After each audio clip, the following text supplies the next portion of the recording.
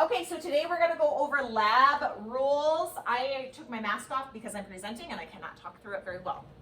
So when you come into class on a lab day, you will know what we're doing because typically I will have demoed that recipe the day before.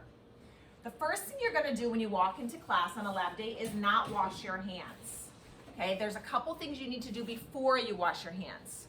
If you are a girl, well, I guess you could be a boy, and your hair is long enough to put into a ponytail, okay, so and it stays, then you need to have your hair pulled back off of your face. Like Jordan, her hair, if she were cooking something, it could easily get into a pot or the food or chop it on a cutting board.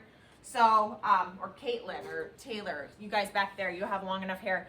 Just put some ponytail holders like in the binder clips of your school bag or stuff them into your backpack. That way you'll never run out of hair ties. If you don't have one, you cannot cook unless you figure something out. So you would have to go to the office and ask for a rubber band. You would have to use some plastic wrap. Some people have tried to make a makeshift tie out of plastic wrap, whatever you can find, okay? Nobody wants hair in their food. Come on. The other thing you're going to do, well, that used to be, is you would get a lab coat or an apron. With COVID and all that, we really did away with the lab coats. For one, they were looking kind of dingy and kind of grody, and people would put them on and they weren't always washed in between uses, and so we kind of did away with that. We experimented using like some plastic smock things, but we all felt like trash people. So just make sure your clothes are not scurvy, okay? So if you're at home and you got a bunch of animals, you got like pet hair all over yourself, maybe think about lint brushing or wear some clean clothes that day. If you're wearing clothes and they smell like cigarette smoke or something from home, you know, think about those things, because if you're in a restaurant or a situation where you're cooking for outside people, you're not going to have a job for very long if you come in covered in animal hair or you smell like an ashtray. And we want to carry that over into here too and keep it as sanitary as we can. After you get your hair back, after you make sure you're not, you know, kind of grody, then that's when you will go ahead and get your hands washed in the sinks. What temperature of water? As warm as you can stand, okay? And how long do you wash your hands for? 15 seconds. About 15 seconds, yes. And should that be the only time we wash our hands in a lab? No. No, whenever your hands are getting a little bit gross or you've touched something that could have contaminated them, wash your hands, okay? Common sense there. Now, when you set up your lab, one person in your group is going to be in charge of setting up your sinks. So, what you'll do if you're in charge of your sink, let's say I work in the blue kitchen, and you will get your lab assignments today as far as what kitchen you're in. Okay, this is my kitchen, right? Now, I have 2 sink basins. Each one of these little tubs is called a basin. I want to fill the sink basin closest to my stove with hot, soapy water. Now, we have these little stoppers. If you can't find yours for your kitchen for whatever reason, check with another kitchen. Sometimes they get mixed up. You'll want to make sure it is in there securely. If it starts to leak a little bit of water, you probably just need to adjust it. You don't need to say, Mrs. Boyd, our sink won't hold water. Well, can't do anything you can do. Just try to readjust the plug until it does hold water. Clearly, we need to refill this. We're going to use dish soap for our soapy water, not hand soap. This is from when we wash our hands. The bottle of dish soap, which is bigger, you get 1 squirt in your soapy water. Some people like to add half of a bottle of this, which is not necessary. If you like the look and you need to have all those suds, just carefully use your sprayer to create a more sudsy texture to your sink of water. All right? Let's see. So on your way to your kitchen, you're going to stop by our towel cabinet, and you're going to get your towels. Now, you're aware of the towel situation we have, but this would be considered a dish towel.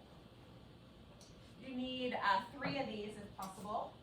You're going to need 2 washcloths, which this square shape is considered a washcloth, and 2 pot holders. Now let's see, we're doing an Orange Julius smoothie recipe.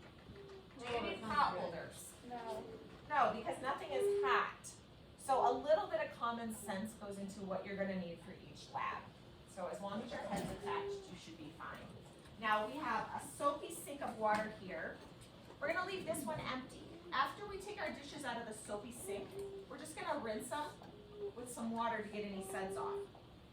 The towel, the first dish towel will be just to the side of your rinsing station so that you could put a wet dish on this towel and it won't create a puddle of water or slide off onto the floor. So this is where you're gonna put your dishes after they've been washed and rinsed. Okay, so you have one washcloth to wash your dishes as you go then. Okay, questions on that so far? Your other towel, dish towel, will be used to dry the dishes. So one person in your group will be assigned to washing dishes. Another person will be assigned to drying dishes. The person who dries the dishes also has to put them back in the correct place. You cannot leave your lab until I've inspected each kitchen and you say, hey, Mrs. Boyd, I need an inspection. I'll come back, I'll check in your cabinets, I'll touch some dishes, make sure they're clean, make sure they're dry, and put back in the correct location. All right? All right, back up here.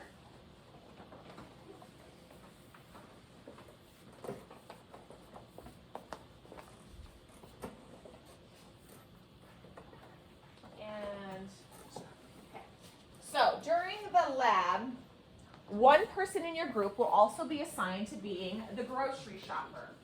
And the grocery shopper is going to retrieve all of the ingredients you need for that particular lab from one of these pizza pans. So let's say I need a cup of flour and half a cup of milk. So what do I need here? I'm going to need a dry measuring cup for my flour. I'm going to need I'm missing a straight edge spatula, so I'm going to use this to get my flour. And we'll just use the back of a knife to level our flour, okay? So that should do it for my flour. And then I'm going to need a half of a cup of, well, let's say a teaspoon of vanilla. So I'm going to take a little, I'm going to take a little ingredient dish and my teaspoon to measure my vanilla. Okay, so this should be everything I need. So now I'm going to walk over to the supply table. I'm not going to carry these ingredients back to my kitchen or anything. I'm going to get my ingredients while my other team is setting up my my dishes or setting up whatever equipment I might need. I'm getting my stuff. Now I can come back, bring it to the rest of my group, and begin the process of the recipe. So one person is the grocery shopper, and these jobs rotate each time. So it's not like you are always head chef or you are always the washer person. If you run low on something, let me know. We have more like bulk sugar, bulk flour. If you ever need spices, I think like we've said before, there's always spices above the sink. Help yourself to whatever types of things like that you need. Okay, so when you have dirty towels, because obviously as you go, you're going to be using towels. We don't have paper towels in here. So let's say our towel is dirty. We got like sauce all over it. Should I just throw it in here? No.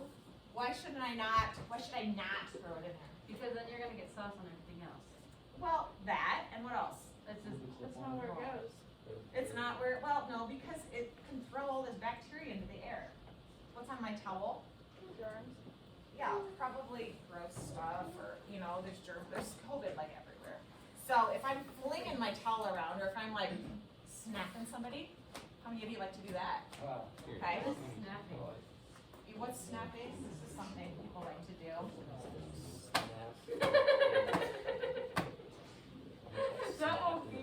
Yeah, there you go. So we don't snap our towels. That's something like the 5th and 6th graders like to do. We're kind of hopefully past that. I snap my pillow. So if you're done with your towel, you walk it over to the dirty laundry and you put it in the laundry basket. If you don't know if the laundry basket has clean or dirty laundry already in it, ask me. Typically, if it's sitting on the floor, it's dirty. If it's up on a table, it's typically clean and needs to be folded and put away. If you don't get your pot holders dirty, let's say we're making cupcakes and you just used a pot holder to take it out of the oven, but it's not really dirty, just put it back with the other pot holders. We don't always have to wash those. If you happen to break something, let's say you drop this glass bowl and it probably can't because everyone would have heard it. Just go to the cleaning closet, which is over here. Get a broom and a dustpan, clean it up, let me know so I can make sure there's no more glass floating around on the floor, and we'll move on. Okay, don't like kick it under the cabinet or try to hide it. Also, I don't want you guys putting your butts on the tables or the countertops. Why would that be? This is gross. Bacteria. Bacteria. Why would you have all this bacteria on your pants? Because. Sitting on What? We sit on things and. You do sit on things. How many of you have sat in at least 3 different chairs so far today? Yeah. Yeah. How do you know that the person who sat in that chair before you didn't have like foamy diarrhea in their underwear? Or how do you know somebody didn't throw up there and it just kind of got swept up and not really cleaned very well? Now everywhere you sit, you are transferring those people's illness wherever you go on your pants. So if you're going to sit on a table or sit on a counter where we're cooking food, now that's even more cross-contamination from your jeans. Isn't that crazy? How many of you flush the toilet at the mall with your hand? God, not me. I use my foot. Do you use your foot? You do? So think about it. You just wash your hands afterwards? Think about the people that maybe had a problem. They obviously didn't wash their hands before they flushed, right? So now you're touching right where their issue was. I don't know. Do janitors know to clean those handles? People at malls know. Yeah, how many people, females I should say, put your purse like on the floor of restaurants or in the bathroom at the mall? Yeah. What do you think's going on the floors there? How many people have walked through stuff? Now you set your purse down or your bag. Then you come home and you put your purse on the table. Yeah, the bottoms of purses have been shown to carry a lot of bacteria and like illnesses. So another thing, just be cautious of. And then bathroom doors, of course, right? If somebody doesn't wash their hands, they go out the bathroom door. You wash your hands, great. But then you touch the same faucet somebody else turned it on with that probably had poopy hands. And then you go out and you might touch another. I mean, it goes on and on, doesn't it? Miss Boyd, you're fine. Oh, that's okay. Most of the stuff nowadays is automatic flushers, automatic sinks, automatic stuff. Okay, so you're gonna stay in your own kitchen. I know there's different friendships in here. You might not always be with your best friend. We do rotate groups like every unit. So the first kitchen group will switch and you'll get a different group in a few weeks. It's always kind of rotating, and then the idea behind that is because when you get a job someday, you're not gonna get to pick who you work with. You just learn to work with who else gets the job. And that's like that in every job. So we will rotate jobs. I don't know why this isn't highlighting here.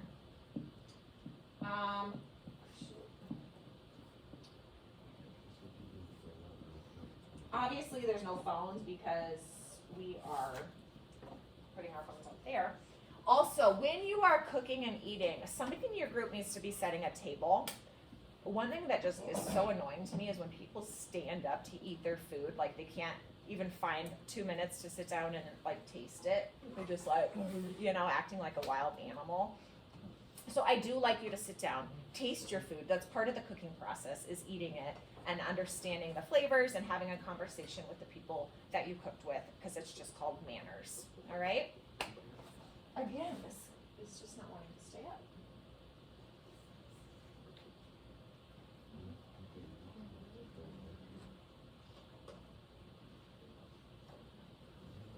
Let me see if I can just hear this.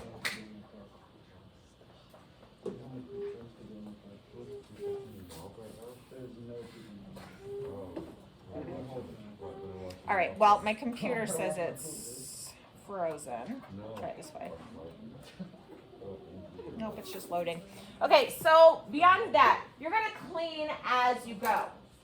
So that when you sit down to eat, you should not have a pile of dishes that still need to be cleaned at the end of the lab. So your washing person is gonna be at the sink as your head cook uses the ingredients and the equipment. They're gonna wash those dishes so the dryer person can rinse or dry or put those away. So that when you sit down to eat, the only dishes you should have left are the dishes you're eating off of. So your glass, your silverware, your plate, whatever it might be. Your pan you cooked on. Everything else should be done and put away. Remember, do not drain your sink. A lot of people make that mistake because you still need to wash those dishes you're going to eat off of. Okay, questions on that? I'm trying to think what else is on this, but my computer's froze. So you clean as you go. You guys know how to do the red and green buckets, right? Okay, so your last thing you're gonna do is you're gonna sanitize your workspace with the red bucket. Your sink should be clean and dry when you leave. Yesterday there were a lot of sinks that had suds in them. Lots and lots of suds. You don't just spray it down. That's still wet and that can still harbor bacteria. You always make sure it's dry and clean, even back behind the faucet area. Let's see what else. If you have extra food, don't throw it away unless you check with me first, just in case. But we do have, like, I need to get some more. We'll usually always have some sandwich baggies you can put things in. We do have plastic wrap here. This is commercial plastic wrap. We have foil. You're gonna dump out your yellow or your red and green buckets into the sink, put those washcloths into the wash machine. This cabinet is where we keep more of our paper supplies, so if you're looking for more baggies, or plastic wraps, or Ziplocs, or whatever it might be, check in this cabinet too. I do go around and like I said, I check every kitchen. I don't want any crumbs or anything left behind. That's how we keep mice and ants out of here. Okay, usually in the fall, we have a big fly problem. Usually in the winter, we get a few mice, and we've had 3 this year. And then in the spring, we usually get ants, and it's like they just come out of the walls. So that's why I won't be putting any food, if we keep things overnight, on those counters. I always move it to a middle table. I used to do a cupcake wars, like summer camp for kids in here, and one group left their cupcakes out on the counter until the next day to decorate. We came back, and ants were covered all over their cupcakes. Ew. I know, it was a pain in the butt. But you're never gonna get it. Well, we did it again, but I don't do it anymore. I just don't have the time. Okay, so questions on lab setup. I'm trying to think if there's anything else. You don't need to sweep unless you spill something or break something. Okay, so that's not just a regular all the time thing. Now, I am going to have you guys, after I do a lab, I am going to have you guys meet with your lab groups to talk about who's going to do what. I'm not going to make you guys write it down. I've kind of learned that lab plan sheets are just a pain in the butt to fill out, and nobody really follows them anyways, especially in Foods 1. It's more of a 5th and 6th grade thing. So you guys won't have to fill out a lab plan sheet, but you do need to discuss who's going to be your sink filler upper, who's going to be your grocery shopper, who's going to be the head chef, who's going to do what, so that the day of the lab, you're not just all staring at each other like, well, I don't know what to do. Do you know what to do? Right? So that's that. Oh, there we go. Set the table. What was next? Do we have lab days every day or no? Usually, let's see, you guys are in here 4 days a week, so probably 2 labs a week. I prefer to have you guys cooking than me standing up here barking things at you. It's just way more fun. Barking. You know, Your dog? sometimes. Clean the microwaves, clean the sink, make sure everything's Yep, we got through it all.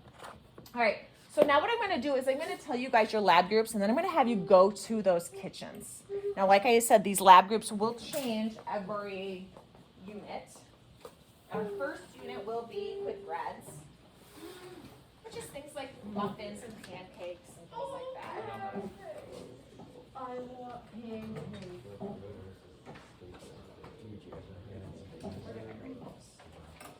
Oh my God, you're missing out, man. I'm not either. When you grab? Someone made that.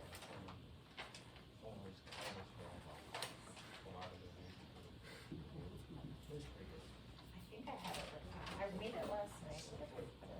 It wasn't edited?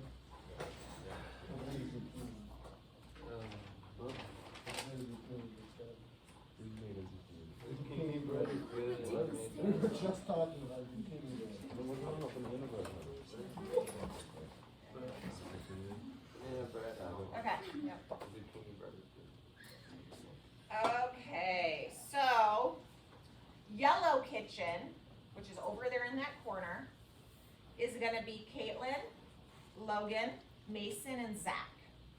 Orange will be Ross, Owen, Jordan, and Nick S.